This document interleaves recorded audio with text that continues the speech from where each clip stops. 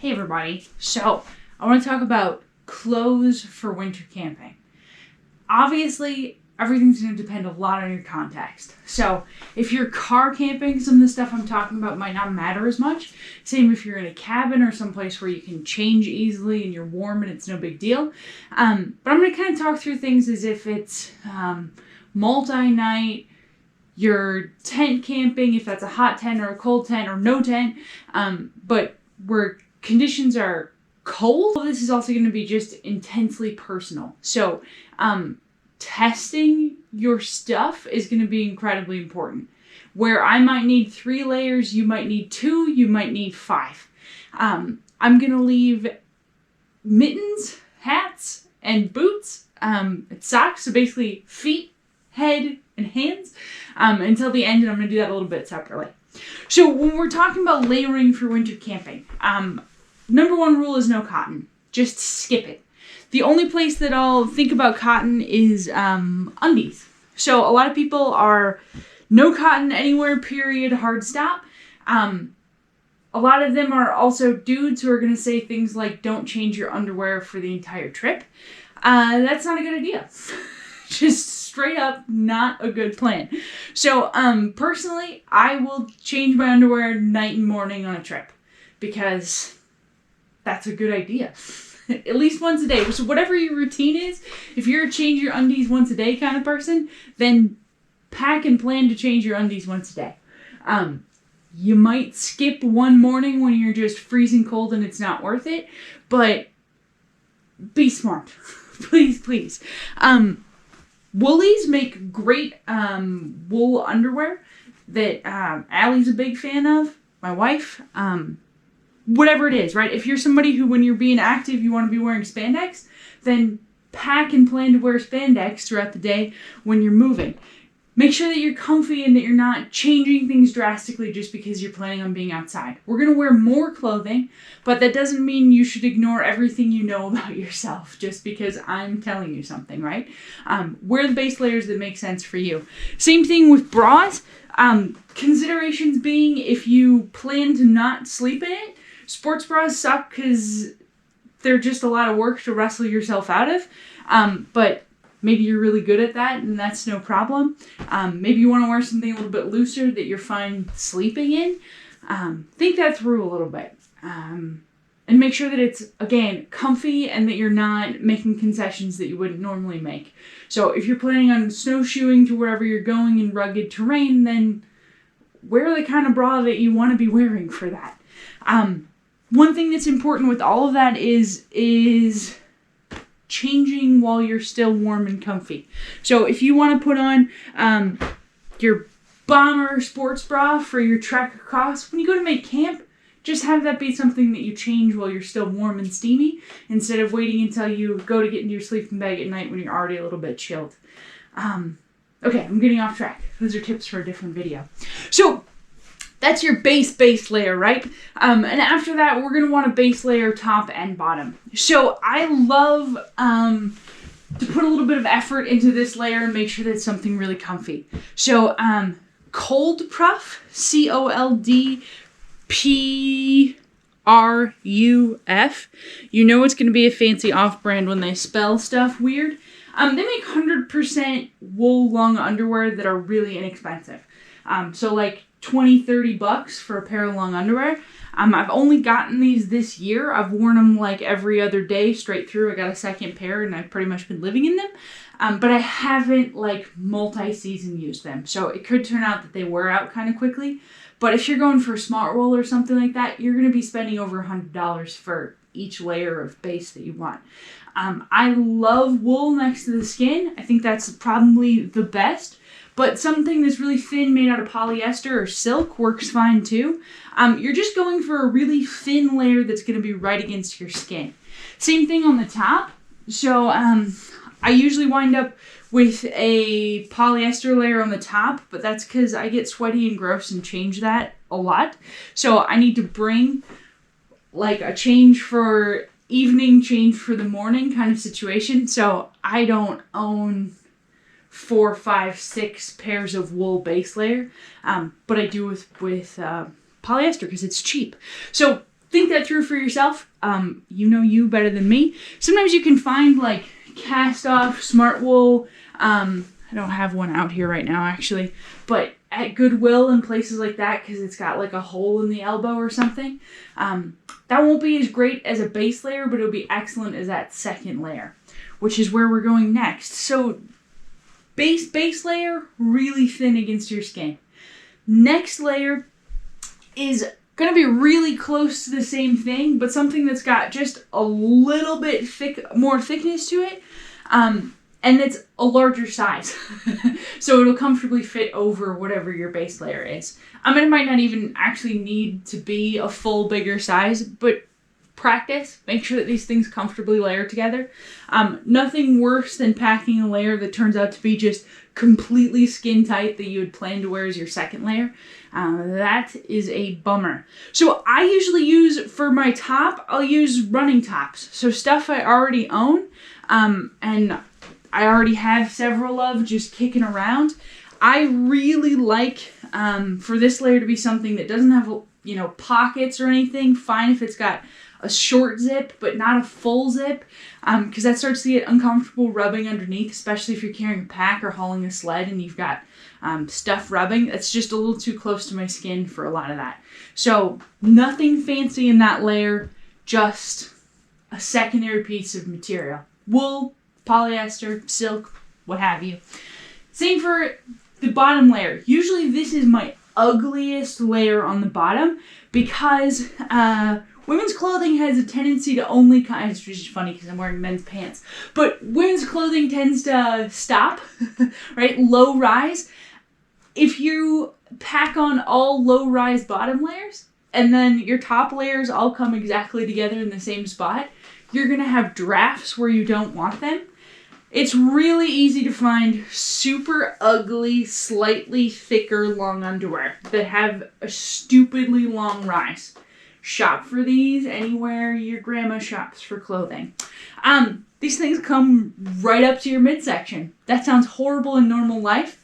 Fantastic when you're winter camping. Because what you'll do is you'll tuck that first and second layer on your top into this layer right here. Shoop, closes up all the freezy breezes. Again, polyester is usually my go-to for this because it's inexpensive and it's warm. And shop where your grandma shops. Easy to find secondhand clothes stores, things like that. And again, gosh, all of these are they're just the ugliest things you've ever seen. Most of these layers live in my bottom drawer and only get used when I go camping. So those are pretty. That's your second layer, top to bottom. Don't spend money on that second one. Unless you already have something that's nice and you want to wear it, that's great, but don't go out of your way to spend lots on that. From there, it totally depends on the weather. So if you're traveling during the day, I'm going to be talking kind of separately in terms of at camp and traveling. Usually, that first and second layer go with you for both of those. So those will be on when you're skiing, snowshoeing, hiking, whatever it is that you're filling your day with.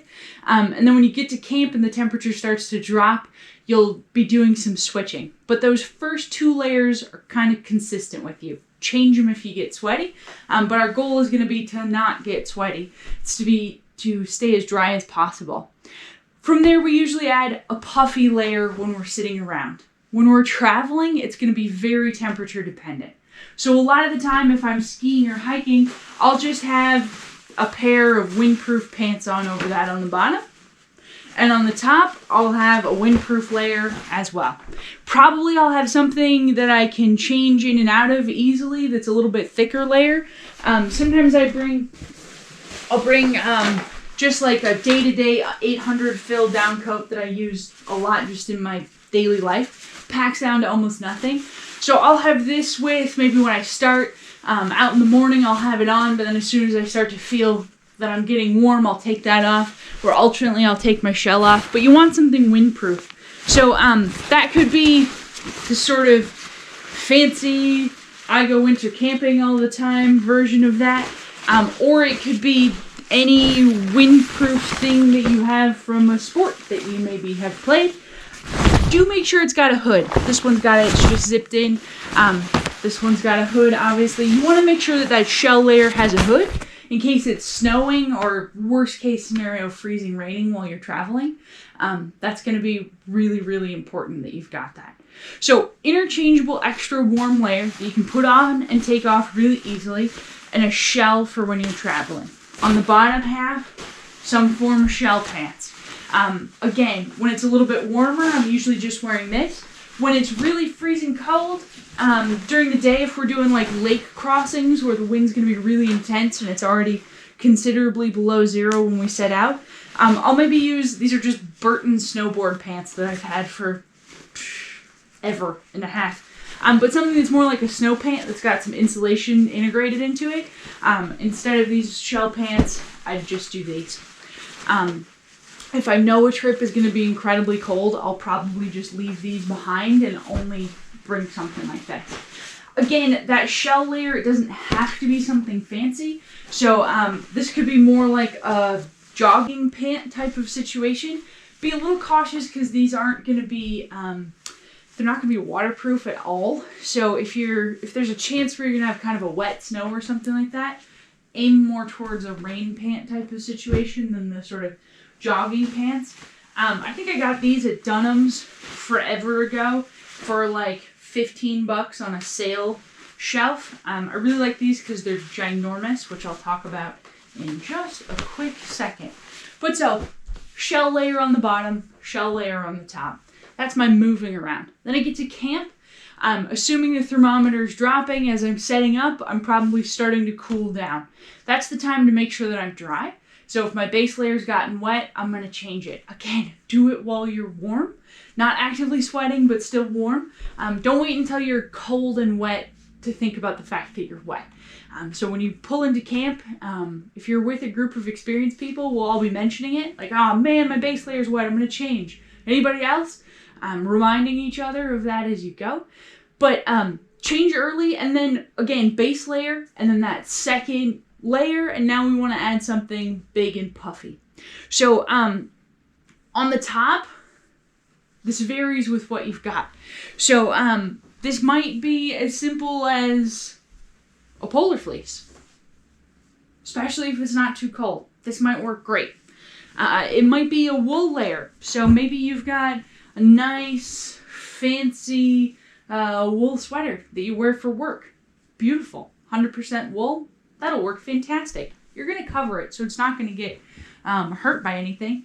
My favorite is just a good, again, running style top that's fleece. It's got a little wind protection on it. I wear this pretty much continually when I'm out camping because it's got this chest zipper, which is super important for me for my inhaler. And then if I got a camera with me or something like that, it's nice too. But I have to keep an inhaler not frozen, so it's important that one of my layers has this. If it's really cold, this might get added to your travel kit. So when I'm skiing across that lake, I might start off in the morning with base layer, second layer, light but puffy layer, and then a jacket, and then a shell. That's when it's really cold, but that totally happens. I also might skip this part, but still have, right? So it's interchangeable. But when I get to camp, I'm probably going to want to add that layer. Great spot for homespun woolly things too. Some of these bigger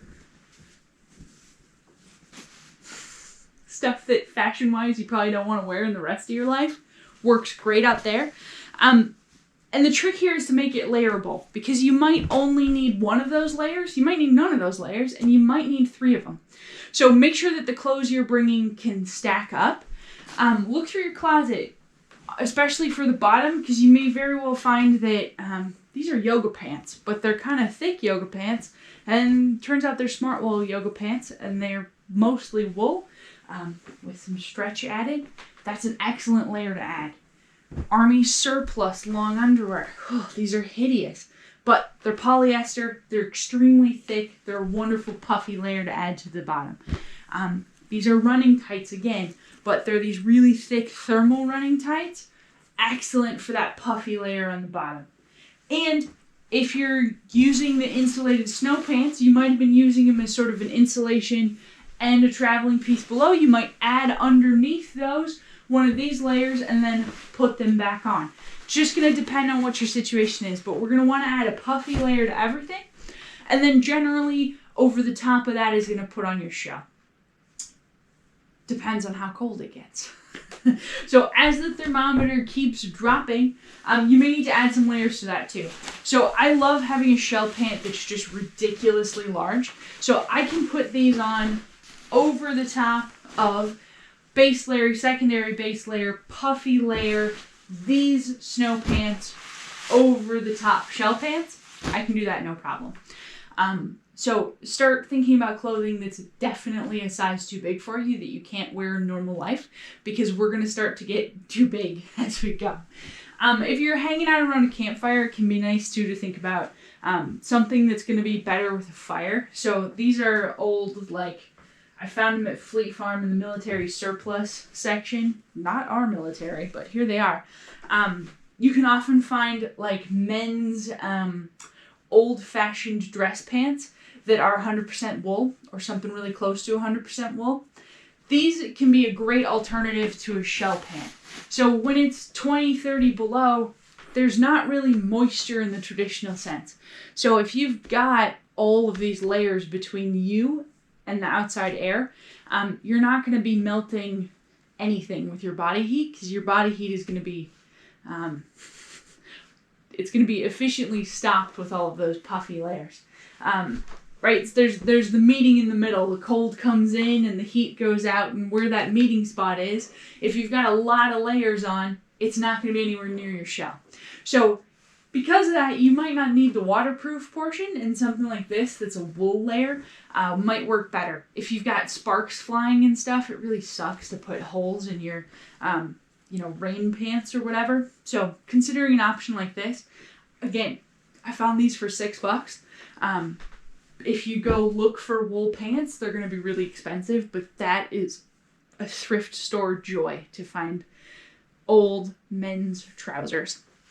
If you're going someplace where it's going to be really, really cold, another spot that you're likely to wind up spending money is just the bomb-proof down jacket. Something that's really high fill, the kind of jacket where when you normally go outside at 0 degrees, you have a t-shirt on, you put this on, you walk out the door and you go, I didn't notice the temperature change in my torso. That's what you need. So the really big Pillsbury Doughboy style jacket, this is the right thickness, but this is probably actually a size too small for me for winter camping. My actual down jacket is an attic, but big puffy jacket. Those are expensive. No two ways around it. That's going to be an expensive layer. Unless you're really going up into northern Minnesota, Canada, etc., you're probably not going to be hanging out at 30, 40 below. So you can likely get away with, again, these wool and polyester layers and a lighter weight down coat if you get really good at the layering aspect. So again, we're talking base layer, top and bottom. We're talking that sort of secondary base layer that's a little bit thicker, top and bottom. And then if we're traveling, it's going to be just up to what the temperature is. It might just be that plus a shell. Likely to be that plus maybe a fleece on top and a thicker layer with your shell on the bottom. If it's really cold, adding more layers from there. But then we start talking about the puffy layers. So maybe those are thicker polar fleece, maybe those could be wool, but often we're talking about down or polyester fill to puff out our situation. And then if it's extremely cold, we're talking about the big bomb-proof puffy stuff. Arctic Explorer style. And a shell, top and bottom. Perhaps when you're sitting around a fire, that shell is actually wool. I'm going to come back for those hats, hands, and feet.